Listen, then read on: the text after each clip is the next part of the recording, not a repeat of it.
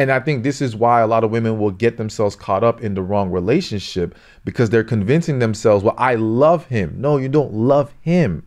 You're attached to the situation. You have an unhealthy attachment to the individual. And let me say, vulnerability is a superpower.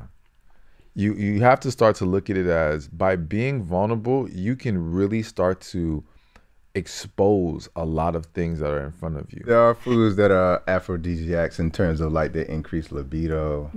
Watermelon is one of them. I love watermelon. One Extra presents Pressed. Hi guys, it's your girl Adeola Patron. You know the vibes already. Hey guys, it's me, Mariam Musa, your Miss Unproblematic, and welcome back to the Press Podcast. So today we basically have like an American takeover today. We're gonna be having two guests, two male guests. We love some male's perspective in the building. But we're gonna allow our first guest to introduce himself. So take it away. My name is Stephan Speaks, certified relationship coach and best-selling author. Wow. Ooh, I love the certified bit. Let's give a round of applause. So Stephan, we love to talk about what has us pressed, hence why you're here. Okay. And there is something that has had me pressed, and I wanted to know your take on it. So on socials recently, it's been going a bit crazy with Keke Palmer and her boyfriend, and the way she's dressed, and also how she's dancing. So for some context, Keke went to Usher's concert, and she was caught. They recorded her pretty much dancing on him, and I don't know. There's been a lot of mixed reviews, and it kind of had me pressed because I felt like the way her boyfriend handled the situation was wrong because he blasted her on socials. So what do you all think about that? So there's a lot of layers to it, but I start with one, it's about those two people have to establish what the boundaries are in their relationship. Yeah. And so if those boundaries were established and she crossed that line, it's inappropriate.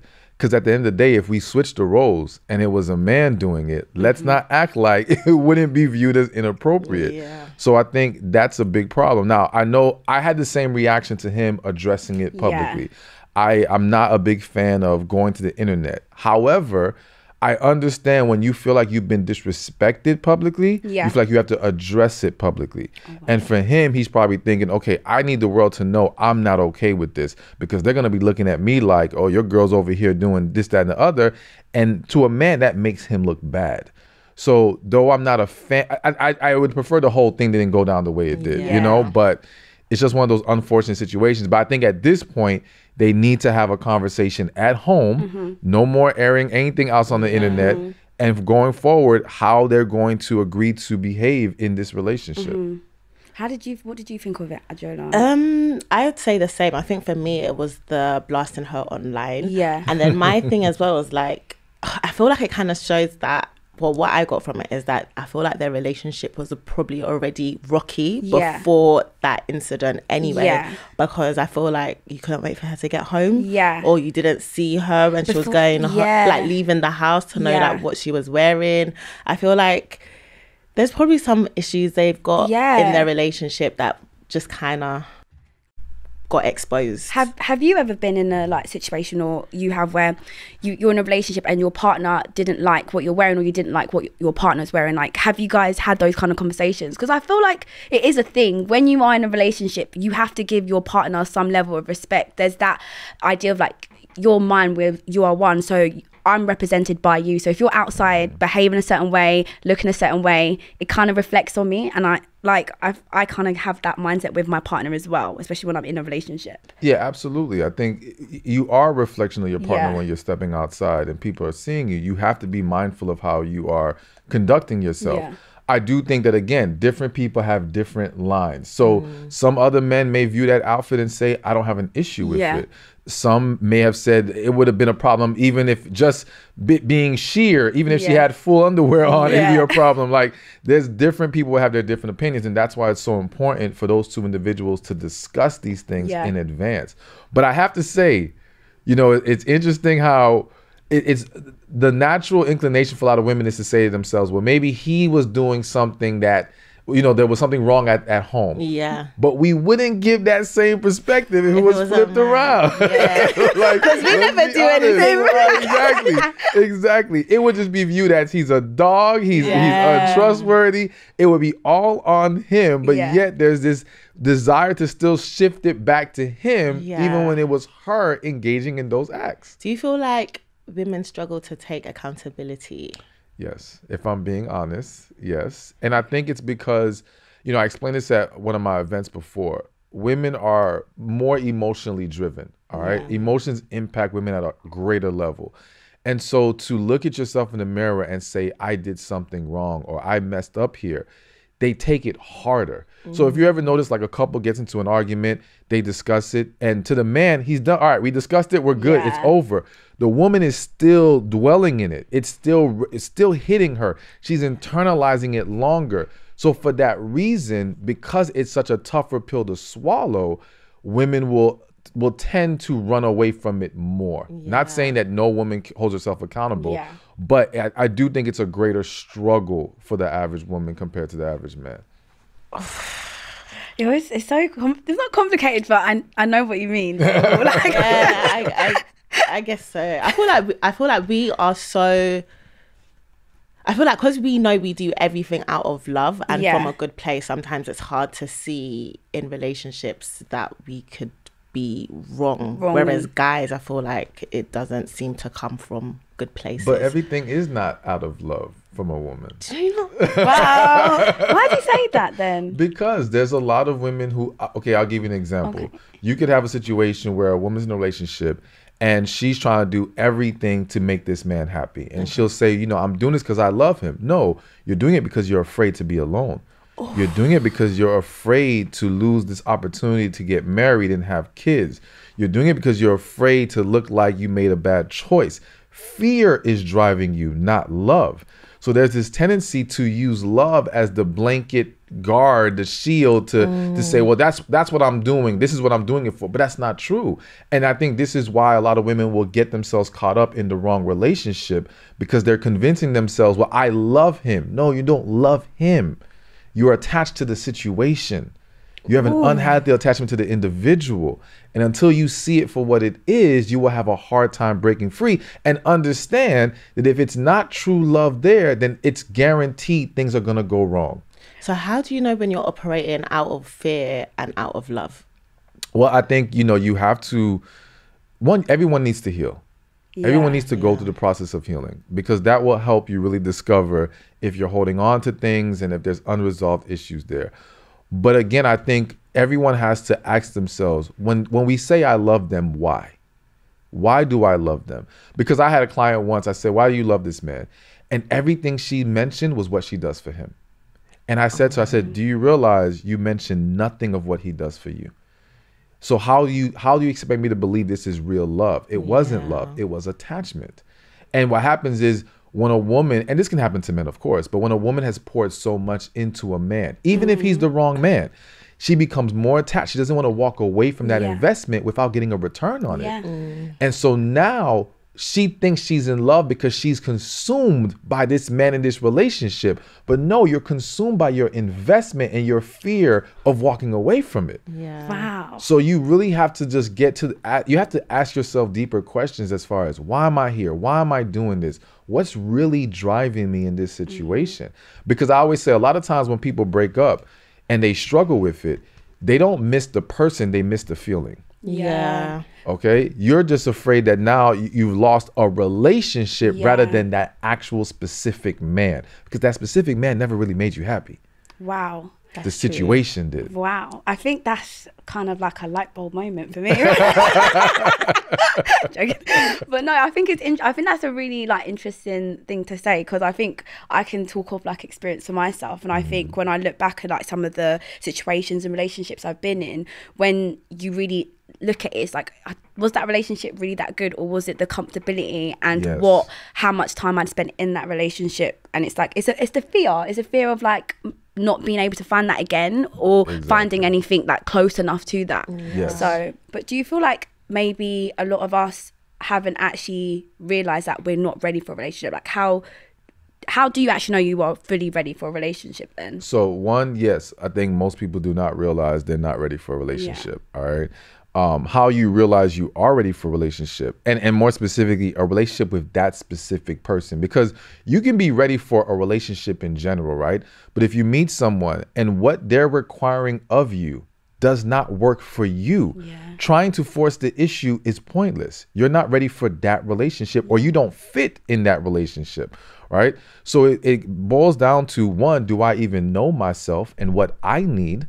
All right, what's going to make me happy? And not just what's going to make me happy, what's going to allow me to show up 100% in this relationship? Because if certain things aren't there and now I'm going to be less of myself, there's no point in moving forward. So do I know myself? Do I know what I need? Am I willing to embrace and pour into their needs? That's why we have to have discussions early on about what your partner is looking for, what they are hoping to receive out of this relationship. And also, am I willing to be or prepared to be fully vulnerable?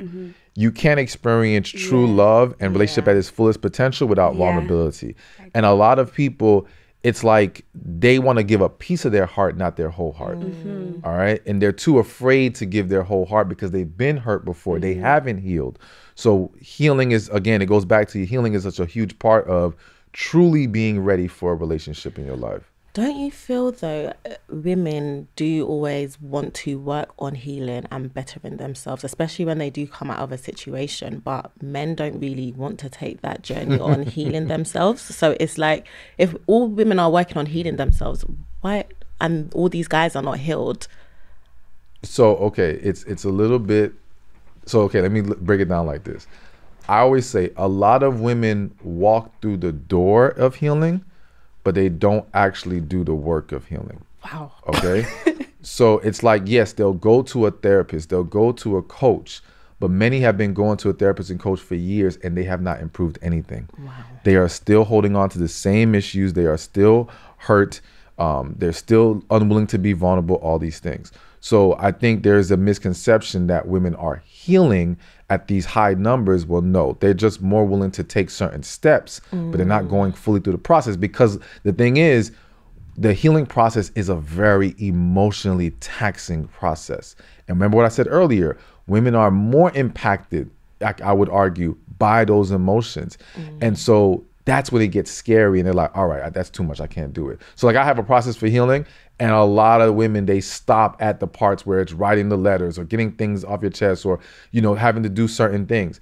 Now with the men, I will agree that a lot more men need to be willing to heal, but men are willing to do the work, but they do it more in silence. So men are not as loud about trying to get help in their process. So for example, though my audience is majority women, I get stopped by more men in the street saying they watch my stuff and it's helped them. Oh, wow. And I've had many male clients. So there are men doing the work.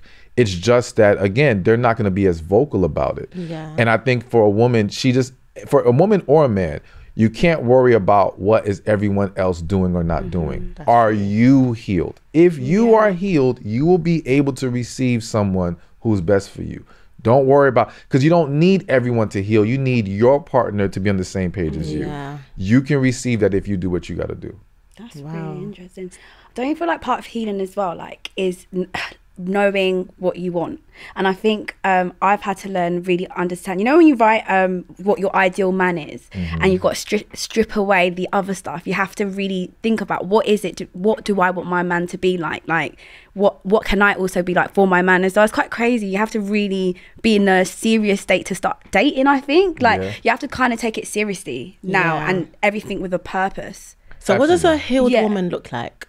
A healed woman, what she looks like is positive, vulnerable, feminine. And I say feminine, I know that might bother some people, but, and I want to say, this doesn't apply to every last person. There's going to be exceptions to every rule. But for the vast majority of women, they are feminine at their core. And what happens is, throughout life, through being hurt, through going through certain situations, they detach from that energy, or they view it as that's a weakness. That's what got me hurt. So when you're healed, you revert back to your true self, which is that feminine self. All right. So feminine, positive, willing to be vulnerable. And I want to use the word optimistic. When a woman is extremely pessimistic, especially about men and dating, you're not healed. There's no way, because what you're doing is you're projecting your specific experiences onto the entire world. You see? But when you've healed, you learn how to view it as, no, that's what happened with them. That's not what I need to expect from everybody. You see? And you're much more willing to see the good in people because you've gotten rid of the negativity that you were holding on to. And now you feel the good within you. Like when someone is healed and in a better place, they can see more clearly what's going on around them. And they can see that there's a lot of great people out there. But even good people make mistakes. Even good people hurt someone else. But you'll start to process and see that differently when you go through your own healing journey. Wow, I love that. Do you feel like you're healed? What's the question? Do you feel like... That's a no. That's a no. Whenever you hesitate that long. Oh my God. I mean, I thought I was, but I think maybe like, I don't think I'm, what did you say? Optimistic. Okay. So maybe that's a sign of me kind of still low-key projecting things that I've been through. But I can work on that. We love that. Do you think you're healed? I feel like I'm naturally optimistic anyways. And I have this... I don't know. No, but babe, you say this thing like, you kind of feel like, ugh, my ex. Like you'd rather go back to your ex because you'll get one bad experience and think, oh, maybe it's still better at home. Called you out. So that's not my view optimistic. No, but my view of love, I feel like I'll still date, right? So I think this is how my way is. I'll date and I go in dating very much like no issues. But then when it does go wrong, that's when I'll be like, oh, maybe I should go back to my ex because clearly outside is like bad. Now, just to be clear, optimistic is just one aspect. So you No, might be optimistic, but if you have the other stuff going on, you're still not healed. I'm not. I don't know. But I feel like sometimes, okay, we can probably learn more from the book. But how do you heal? I feel like sometimes you want to heal and you think you're healed, but then what are the steps? It's a process, and just I'm not gonna go it's a lot to explain. But I'll just say it's a process of recognizing, releasing, forgiving, and what's the word I want to look for? Reprogramming. All right. Those are the 4 components of healing. A lot of people have not healed because they haven't even released it. All right. They haven't let out how they feel. And letting out how you feel, not in this trying to find the right words. No, letting it all out raw. It's like you have to go through an emotional detox. And you have to let all the negative feelings and energy out of your system. And so many people have suppressed how they felt. And so you don't heal by suppressing, you heal by releasing. Wow. And when you say letting it out, like, do you mean like talking about it with someone or like can you just do that on your own? Do you think? I mean, talking is effective. It can help, but I'm a big proponent of using letters. Okay. I think that is a much more effective tool to get everything off your chest, to properly communicate your feelings. I believe it's going to be more therapeutic because verbal conversations have too many factors that can throw it off. People get distracted. If you're talking to that individual specifically who hurts you, they can get defensive. They deflect. You may just lose sight of everything you need to say. Time might be an issue. There's just so much that can go wrong that way. But when you're writing a letter and you're going at your pace, that's just a much better approach to take. Wow. Babe, I think we should write letters. Do you know what? I do sometimes journal, like when I'm really going through emotions and I feel like no one really understands.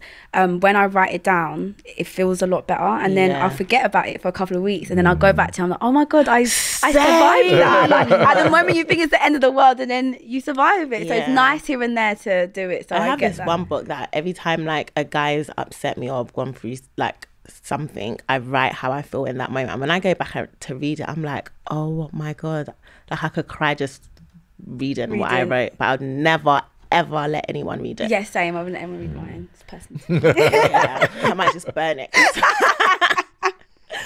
So we'd love to get some insight on like all the things that are good in relationships, you know, like the positives. You know, we've talked about a little bit of like us being healed, but what kind of things would you say we girls do that are, I guess, positives in relationships, you know?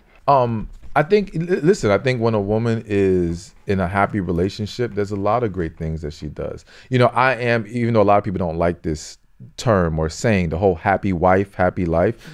I believe in that, but I view it differently than what some are looking at it. They're looking at it as like, just focus on just making her happy and sacrifice your happiness and all these things, and that's the way it should be. No, I just believe that if you examine households where the woman is actually happy, the household is happy. Like the woman sets the environment in the household. Her positive energy radiates to everyone.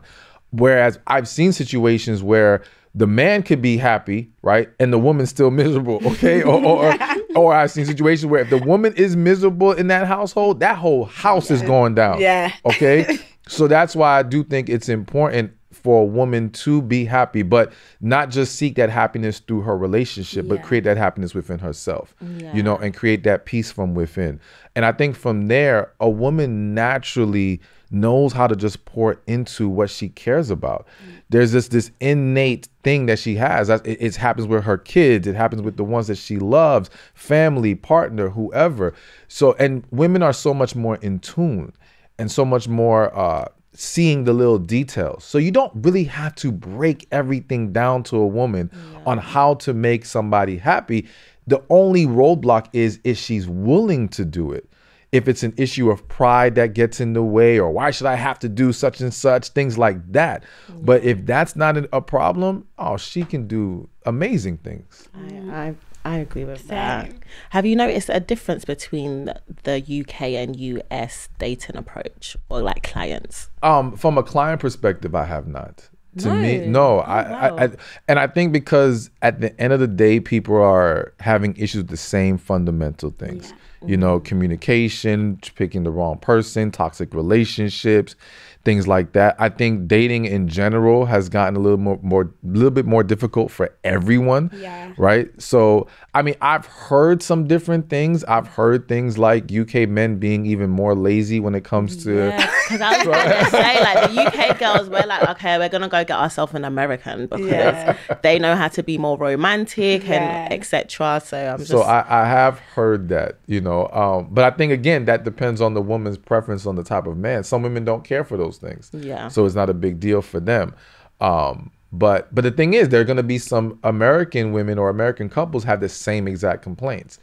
So it may be that a certain type of issue is more prevalent in a certain area, but it still happens everywhere. You know? Wow.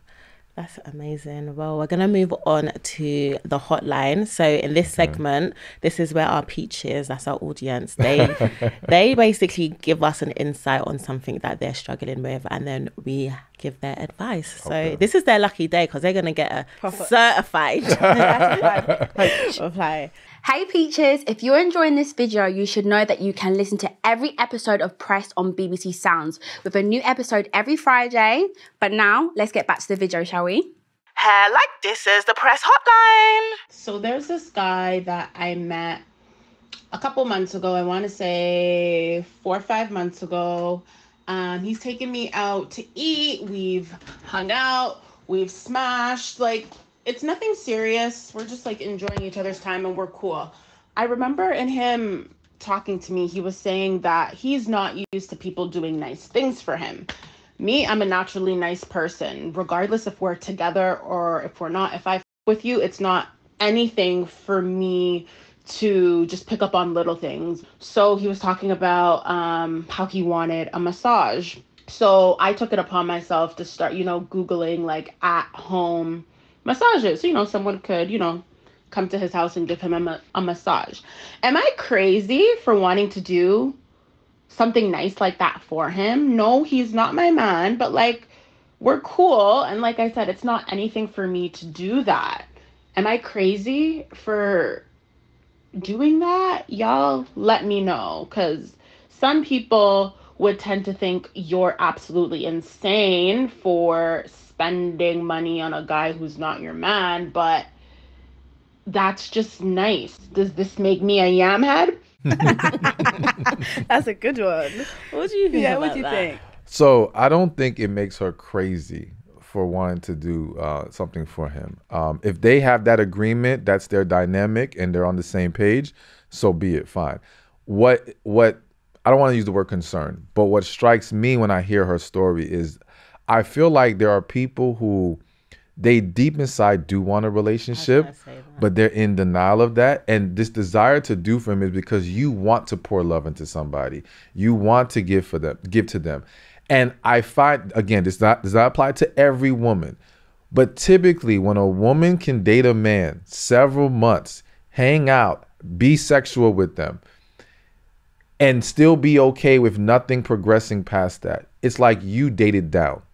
You picked a man that you would not make you feel like, oh my gosh, I have to be with him. If he was really that amazing, it would be very difficult to do all that for months and not have feelings develop. Yeah. So it just, again, it's just a concern of what was your approach to this situation? What are you really setting yourself up for? Are you being honest with yourself about your desires for relationship or not?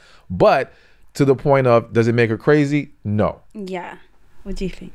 Yeah, I think the same. I guess if they've both put their boundaries and she's happy and he's laid it on the table and she wants to do it, and it won't make her feel any kind of way if he just turns around one day and isn't grateful, then that's fine. But I think, like, low-key, I do think sometimes when a girl says she doesn't want a relationship, it's a front just to be like, well, you know, I'm just going with the flow, but you don't really want that. Because I agree, because when you think about dating, like when you're talking to someone for a period of time, I don't know how people don't start to have feelings. And then I feel like you pay attention to what you do want to pay attention to. If you don't want to be in a relationship, you won't really entertain anyone. Even doing the whole, like, we're cool, we know what it is. I know personally for me, I don't know how people do it. I think it's a bit hard, because the more time you spend with someone, you start to like things about them, like their traits. You start to get along. You got so much in common. So I don't know how everyone does that. I get too attached. I get attached. Yeah, same personally. I couldn't do it. Especially it's like, now you're part of my routine, and then what we're gonna do when you do find someone, we're just gonna. And that's the big question, because she says she's not looking for anything in return. Okay, great. But how will she feel if next week he gets a girlfriend? Exactly. And if she's like, I would be fine, all right, then so be it. You can do what you want to do. You know, I just want her to be truly honest with herself about what she's doing here and how she feels about it. Yeah. I think that's a good reply. I love having a certified. All right, so I have a question. What has been both of yours biggest challenge when it comes to relationship and dating? Maz, you could go first. I think I've got 3. Okay. 3, wow, okay. Like, I would say my biggest challenge is this is too deep. I've got to really let it out. Let it out. Don't hold it back. Okay. Can I have a minute to think about it though? Okay. You said 3. That means you know what it is. You don't need a minute. Just do one. You don't have to do all 3. I'll say my biggest thing is probably, I would say, not knowing my worth. Okay. Like I think the fear of, I'm scared that I'm just actually not gonna meet someone that's actually what I want, because I feel like I've got very high expectations anyways. Because I just think I won't. So sometimes I just have that fear that I'm just not gonna. Okay, fair enough. I want to, but sometimes I get scared that I won't. That's my biggest thing. What's yours? Okay, know what I mean? I think mine would be being vulnerable. Okay. Yeah. You don't like being vulnerable? Yeah, like I think, I'm working on it, but before I would act like I don't care about things, and I'm really easier with acting like I don't care about something and just being like, and then I could blow up. And then they're thinking, what the hell is wrong with this girl? Yeah. But and let me say, vulnerability is a superpower. You have to start to look at it as, by being vulnerable, you can really start to expose a lot of things that are in front of you. Like, essentially, I try to explain to women and men, when you hold back, you're not able to really see what's going on with the person that you're dealing with. But by being vulnerable, by being open, whether it's talking about how you feel or expressing your love, those are the moments where you're going to see, one, are they even receptive to that? Are they on the same page as you? It's going to really, because think about it like this. If he's a guy who's just dating you for fun, he's just trying to have sex, that's it, and you're holding back, you don't really get to see what he's about. If you're being all vulnerable and open and he doesn't want that, he's going to start to pull away. Now you see what he's on. You see what I'm saying? So it's a tool to use. Not to mention it's a tool that helps other people feel more comfortable and be more vulnerable with you. So there's a lot of great things that come from being vulnerable. We just have to reprogram how we look at it and understand that we're only hurt because we have hopes and expectations that aren't met. Yeah. And when we learn to not to live without expectation, rather, and instead live with just explaining what our standard is, we'll have a better time with not falling into that disappointment and hurt. You know what I'm saying? So it's like, I don't expect anyone to do anything. I just tell you what I require if you want to be with me. Yeah. And if you don't meet it, all right, cool. It's just you weren't the right fit. Yeah, I think that's literally it. Because I think I have an expectation. So if they don't meet that expectation, I'm so hurt by it. Then that's why I think, do you know what I mean? Like, I'm not going to find someone because this is so unrealistic. When no, just have the conversations. Yeah, and this is just my standard. Person. Yeah. So I do think that so you mentioned earlier knowing what you want. And I wanted to interject and say what's more about knowing what you need. All right. So I do think that sometimes our expectations, our desires are putting us in a box that make it harder for us to find the right partner. All right. And that's why, to me, it's important to focus on connection, because connection goes much deeper.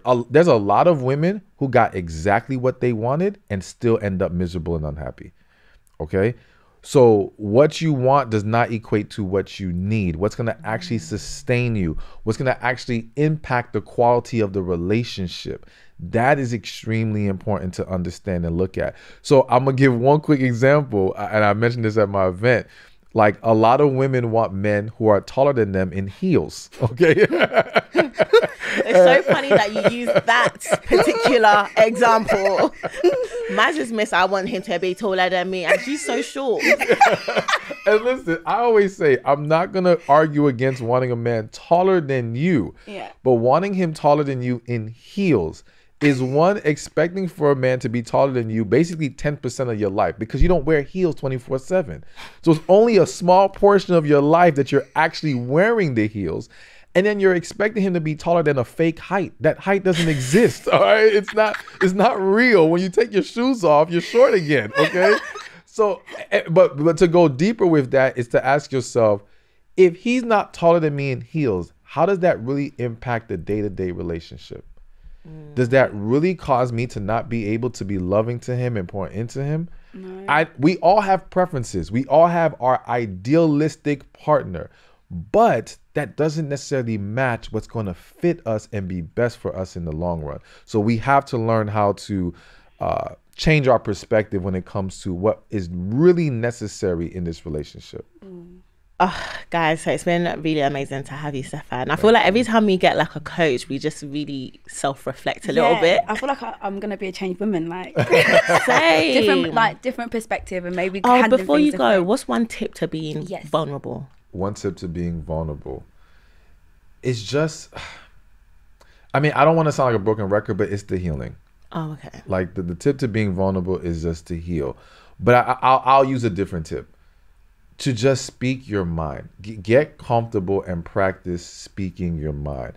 The more we learn to be expressive and open, the easier it is for us to be vulnerable in all areas of our lives. Okay. So every little moment that you're sensing something and you're afraid to let it out, try to push yourself to let it out. Of course, learn how to deliver your message in an effective manner. Just don't blurt out and be blunt. You know what I'm saying? Consider how you're speaking. It's not what you say, it's how you say it. But learn to somehow get it out. And I think that would be a great practice to get you into a more vulnerable place. Amazing. Thank you. Thank you so much. So we will be tag teaming.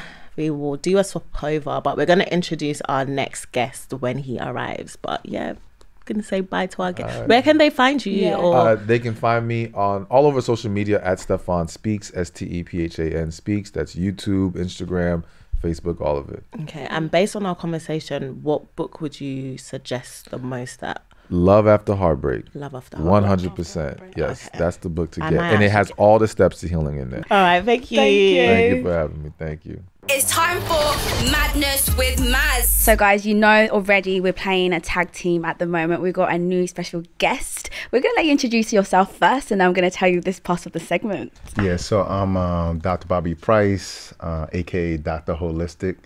I went from prescriptions in the hospital, working in a hospital, which I loved, and now I just show people how to heal holistically. We love that. I feel like we always get such interesting guests every time. So, Dr. Bobby, this is the part of the segment where it's called Madness and Maz, and I talk about all things that are going on social media. And I saw this video that I thought was really interesting, and I kind of wanted to see your opinion on it and your thoughts. So I'm just going to play it to you. Adeola's seen it, and it's quite interesting. Have you heard of light skin Keisha? Yeah. I have. Okay. You're not leaving me if I cheat on you. You're crazy. You want to cheat on me? You're not leaving me. Do you want to cheat on me? I don't want to cheat on you, but you're not leaving me if I cheat on you. Some key things that me and Adeola got from that was the first thing he said was the time they've been together, the money he spent, and just the sheer. If I was to do it, you're not leaving. And people are saying that they feel like he's probably already cheated, and he was basically trying to see her reaction to see if he would get away with it. Yeah. I think the first thing, thought that I got is that obviously there's a disconnect between the two in terms of what the rules are, what the standards are for the relationship. And I think what happens in relationships is quite often people often test the boundaries to see what they can and can't do. And through conversation now. But here's the big thing. I think it's unfortunate, but like today, the internet, social media has created a cesspool for us to have these type of conversations publicly. Yeah. It would be very different because couples get to decide how they want to play out their relationships. Yeah. And I think quite often what happens is people don't discuss even the things that are difficult to discuss. They should be discussing those as well. So let's say, for instance, that's what he wanted. At home, if they had that conversation, it's probably going to go the same way, but it's going to be in terms of like how it's played out is going to be very different. Like it may be, look, I can't stand for that. That's not my standard. That's not what I signed up for. So if that's something that you want to do, then let me know and let me know why. Yeah. You see what I'm saying? So that's a different conversation. So that's the one thing I saw in there. And the other big thing is quite often people are looking at relationships from a standpoint of utility. What I've done for you. What you've done for somebody, you should be doing it out of love. And if you're not doing it out of love, you're doing it to be either compensated or to put people into debt to you. And so what I saw there was just a big disconnect, and also just how the culture is today. And I think that's why, unfortunately, so many relationships are either falling apart or never happen.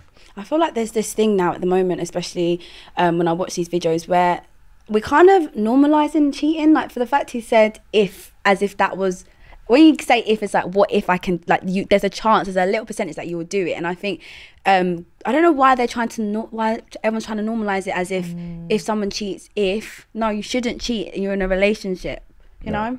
Yeah, I think what we've normalized is disrespect.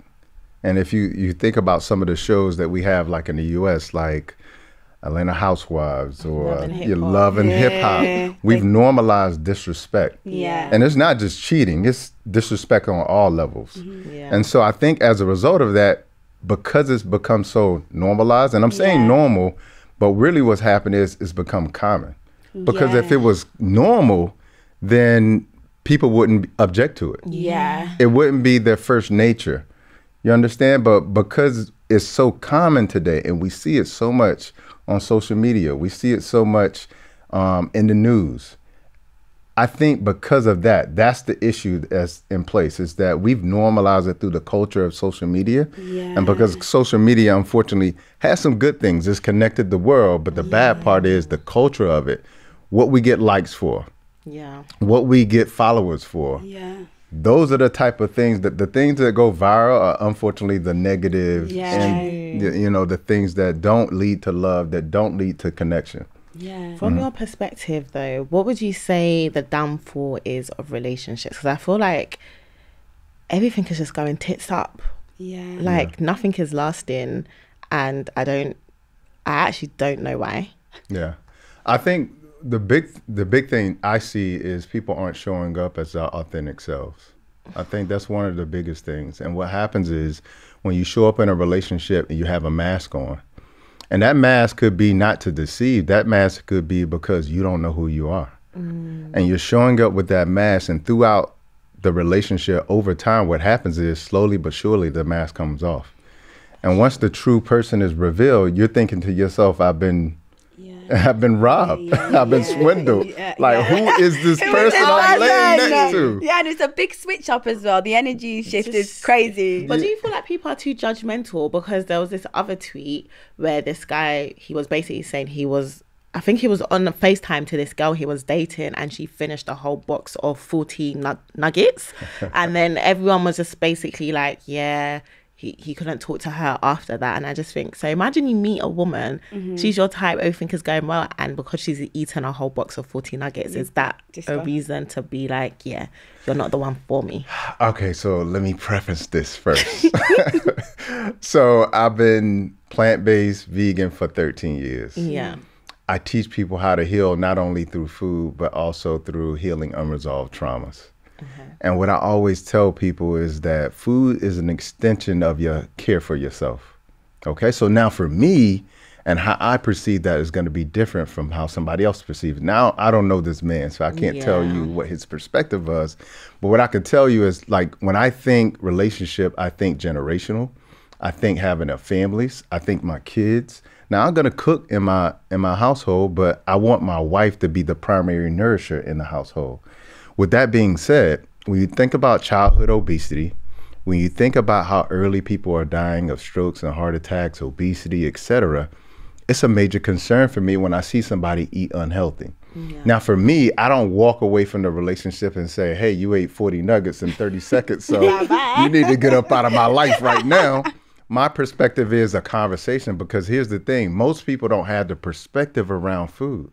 You're very passionate about that with fizzy drinks and stuff. Yeah, like I do, like, I get less attracted to a man that isn't drinking water, taking all care about of, sweets. Like, I mean, you could do it here and there, but first thing you do, you wake up in the morning, just sweets and not water. And it's just a bit unattractive to me, because then I just think, this might be TMI, but then like sexually dumb. Yeah. No you word. must be tasting disgusting. Yeah. And that's the other part to it too. It's like, you know, not only that, like, you're going to think about what is our intimacy going to be like? Yeah. You know, like, are you going to have erectile dysfunction in the next 5 years? I see it in like males who are in their 20s now. Is that food? Is that all food? Does that associate with food? Yeah. So like erectile dysfunction starts with a blood flow problem. Okay, because in the States we have a drug called like that. I won't name the drug, but the drug that they use for erectile dysfunction, all it does is put blood flow in the area. Okay, so it's a blood flow issue. So like you're also thinking from that standpoint, but you're also thinking like, is this man's horrible diet going to give me BV? You see what I'm saying? So like that's important. But on the other side of the foot, like, you know, men are thinking that who are healthy with their woman too. Like, you know, when I'm passionate in the bedroom and every part of her I want to kiss and suck on and blah, blah, blah, blah, blah. You know, like, am I going to get to a part where I got to stop? Yeah. You see what I'm saying? So it's an important conversation for that reason as well too. Yeah, I guess food is actually important. You have to think about it. You know, that saying, you are what you eat. You truly are. Yeah, you are. And you notice a difference with the certain food you eat as well. The quality, once you get the better quality, you just notice it with how you feel, how you act, your skin glows, all of that. Yeah. So it's like when you eat something and it makes you tired and lethargic, when food is supposed to be fuel and give you energy, that's an indication. When you eat something and you get an upset stomach, that's your stomach saying, I can't deal with this. I don't know what this is. I can't break it down. I can't utilize it. I can't absorb it. And I don't even know how to eliminate it. So now you're constipated. Wow. We're obviously in the topic of relationships. I've heard some things like pineapple and oysters and all things like that are key, you know, food that stimulate or help in that kind of department. Yeah. So, there are foods that are aphrodisiacs. Yeah, that's the word, aphrodisiac. And It's a sexy word. Yeah. That's why Brandy made the song. But there are foods that are aphrodisiacs in terms of like the increased libido.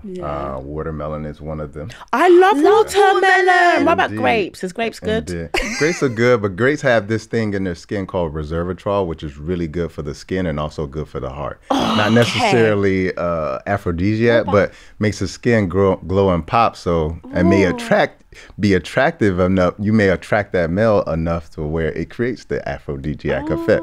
Okay. So grapes are good. Mango.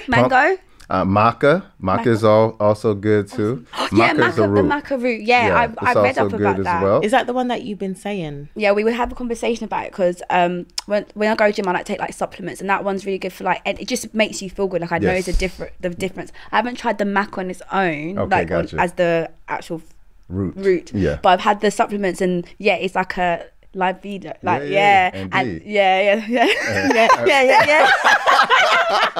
personal experience.